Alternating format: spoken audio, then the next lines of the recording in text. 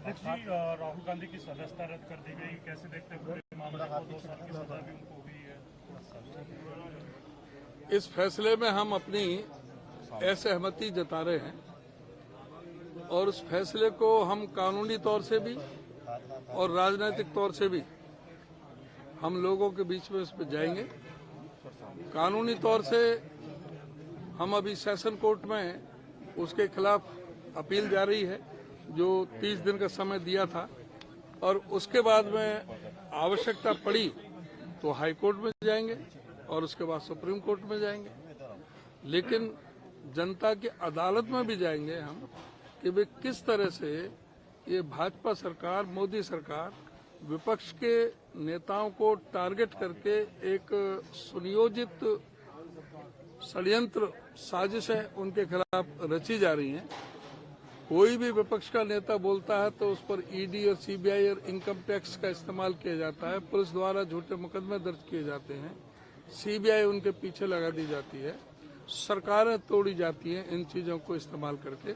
आज सारी जो संवैधानिक जो संस्थाएं हैं उनकी आज विश्वसनीयता पर प्रश्न चिन्ह लगा हुआ है। जहां तक राहुल गांधी जी का मैटर है, ये इससे एक साजिश की बू आ रही है, क्योंकि ये 2019 में चुनाव के समय ये कहा गया था जो राहुल जी के द्वारा कि भाई जो इस देश में जो भ्रष्टाचार करके भाग गए, चाहे वो नीरव मोदी थे, ललित मोदी हैं, और उस समय राफेल पर भ्रष्टाचार के आरोप नरेंद्र मोदी के ऊपर भी लग रहे थे, तीनों का नाम उन्होंने लिया था, कि उन्होंने कहा था कि इनके पीछे मोदी ही क्यों है।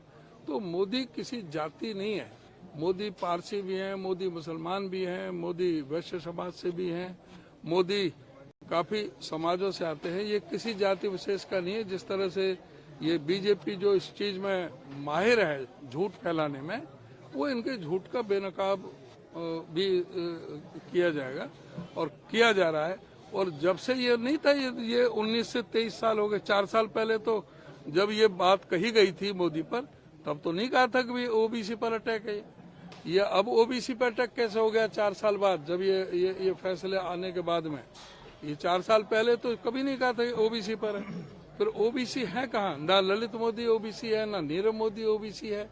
पीलू मोदी बहुत बड़े नेता हुए हैं, वो पारसी थे। सैयद मोदी मोहम्मदन थे, जो बहुत बड़े बैडमिंटन के जो हमारे खिलाड़ी हुए हैं। हमारे राज बहादुर गुजर मोदी जो पंजाब से वैश्य समाज से आते थे।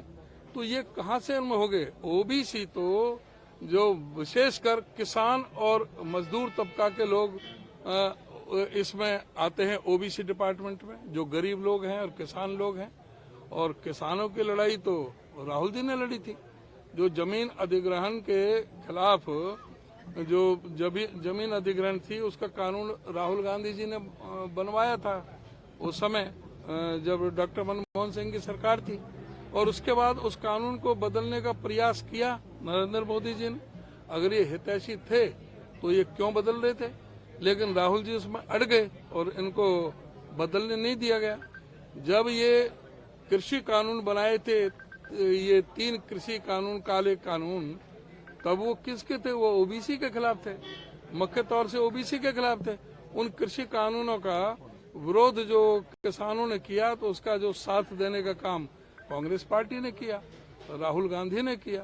तो ये इनका कहीं भी चल नहीं सकता। आज जिस तरह का जो ये प्रकरण हुआ, 7 फरवरी को राहुल जी लोकसभा में स्पीच देते हैं, उसके ठीक 9 दिन बाद 16 फरवरी को वो कंप्लेनेंट जिसने 2019 में कंप्लेंट की थी और 2022 में जिसने अपनी कंप्लेंट हाई कोर्ट से वापस ले ली थी, उस पर प्रोसीडिंग रुकवा दी थी लोअर कोर्ट की, इसकी ट्रायल कोर्ट की, उसकी प्रोसीडिंग रुकवा दी थी हाई कोर्ट में एप्लीकेशन दे करके वो वापस ले ली थी।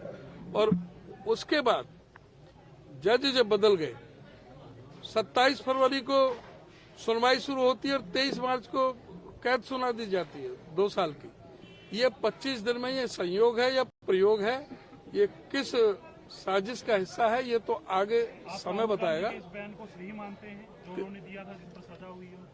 राहुल जी का नहीं, राहुल जी ने कोई गलत बयान नहीं की, किसी जाति को कोई उन्होंने टारगेट नहीं किया।